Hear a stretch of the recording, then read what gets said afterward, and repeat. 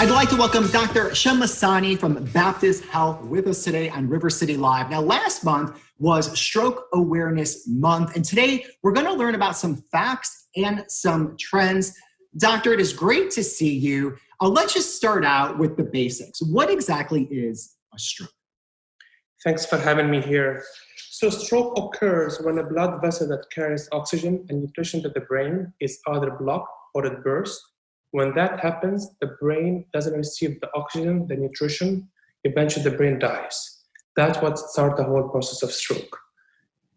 Now, what about signs and symptoms? How would somebody know what to identify in someone if they are having a stroke? So the easiest way and the most popular acronym out there is B FAST. B stands for balance, E stands for eyes. So whenever there's a sudden loss of balance or vision, could be blurry vision, double vision, one eye, two eyes, that is a sign for stroke. FAST, F stands for face. So if the smile is asymmetric, one of the sides is drooping down, that's a sign for stroke. A stands for arms. Ask your loved one to lift both sides of the arms. If one arm drifts down, that's a sign of stroke as well. S stands for speech. So ask your loved one to repeat a phrase. This can be impaired in one of two ways. Either the content is correct, but the speech is slurred, just like someone is drunk or sleep deprived, or the word or your loved one cannot find the right word. That's also a sign of stroke. Time. If you observe any of the above symptoms, please call 911 immediately. Now, when it comes to treatment of stroke, one thing that we hear is that speed is essential. It's really important to get people care right away. Why is that? Well, unfortunately, numbers the numbers don't lie. So every minute when we don't have a blood flow to the brain, we lose 1.9 million of neurons. That translates to a week of disability, meaning slow recovery, longer suffering, and longer time being dependent on others. Therefore, time is brain.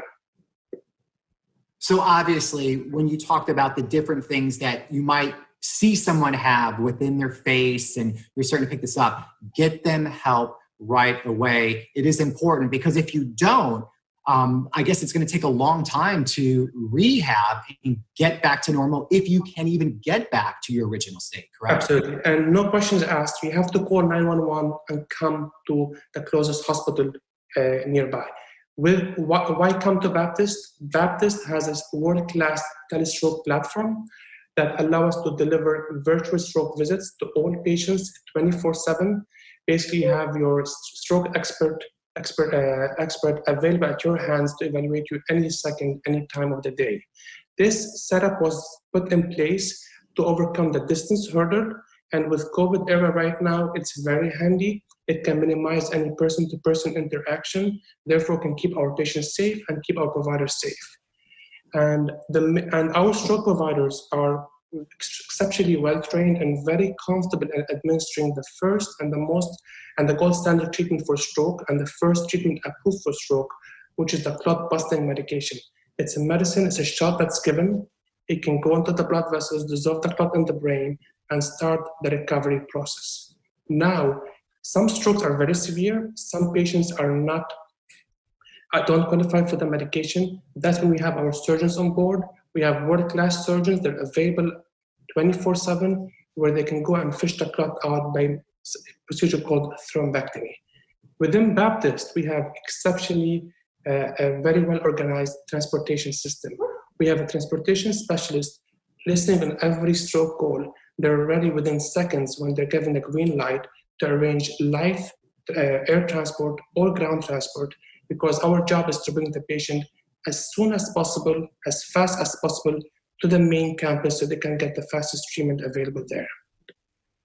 Wow, that's really interesting because obviously, you're on the forefront of medicine, but the logistics side of it, I didn't even think about to make sure that you have the transportation means to get that patient where they need to be at the facility right away. So that is very interesting. Another thing I want to talk about that you hit on a little bit right now when it comes to emergency centers across the United States, right now it's very low in volume because people are scared to go to any hospital, but the emergency room because of COVID-19. So you mentioned some things you're doing right now, but can you just reiterate that, some safety precautions that the hospital is doing? Absolutely. So basically, what we have noticed since COVID hit us in the last month and a half, that the ER visits in this area especially is decreased by around 40 to 50%.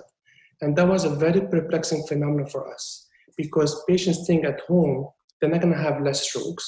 And if we know anything about COVID, COVID can increase the risk of stroke. So the only explanation is that patients are avoiding to come to the hospital because they don't want to be exposed to COVID. I really plead for everyone, do not sleep on your symptoms, do not downplay your symptoms. This could be a difference between life and death or a lifelong of disability. There's no question. The sooner you come to us, the better recovery you had. Unfortunately, I've taken care of some patients who came to us in a much worse condition. They would have had much better recovery if they came to us when the symptoms started. The odds of, this is very important, the odds of you having a poor outcome from not seeking care is far higher than getting exposed to COVID while in a hospital. So please, if there's any symptom, any concern for stroke, call 911. I feel very blessed that I work in Baptist. I feel actually very safe at working at Baptist than being in any other public place. From day one, Baptists have been constantly updating their policies to make sure the patients, family members, and the team members are all safe.